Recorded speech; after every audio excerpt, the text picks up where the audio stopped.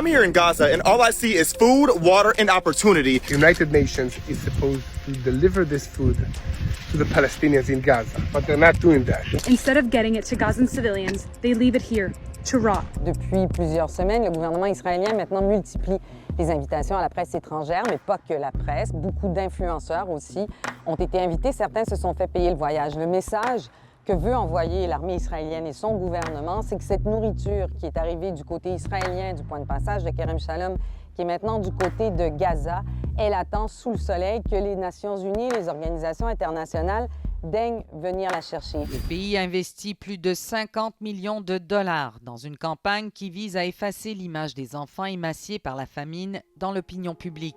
C'est dans ce cadre que nous avons été invités par l'armée à franchir la frontière entre Israël et Gaza pour visiter Kerem Shalom, le principal point de passage de l'aide humanitaire qui entre dans l'enclave. Une incursion dont les conditions sont claires. Elle se fait sous la supervision constante des forces armées israéliennes et elle ne permet pas de voir quoi que ce soit de la situation à Gaza, encore moins sa population. Les images que nous pouvons vous présenter ont dû être soumises au contrôle de l'armée avant diffusion. Le contenu du reportage n'a pas été censuré. Avec nous, Miss Israël 2021, qui est venue équipée d'accessoires pour ses stories. L'ancienne reine de beauté semble confondre les denrées offertes par la communauté internationale avec une aide qui serait fournie par Israël. Les invitations sont lancées par le ministère de la Diaspora et de la lutte contre l'antisémitisme.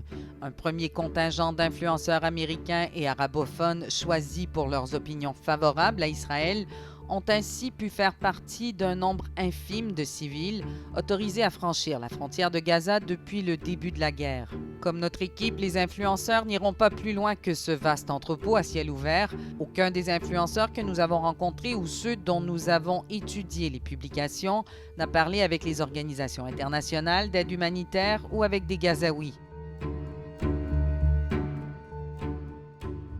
We have done this job in multiple crises all over the world, and we have done this job very well, and including in Gaza, during the ceasefire, when we were enabled to do this job.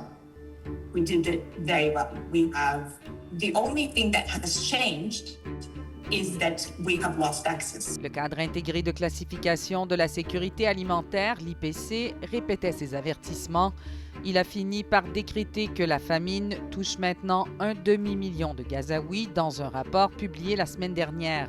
Un drame, a dit l'ONU, qui n'aurait pas eu lieu sans l'obstruction systématique d'Israël.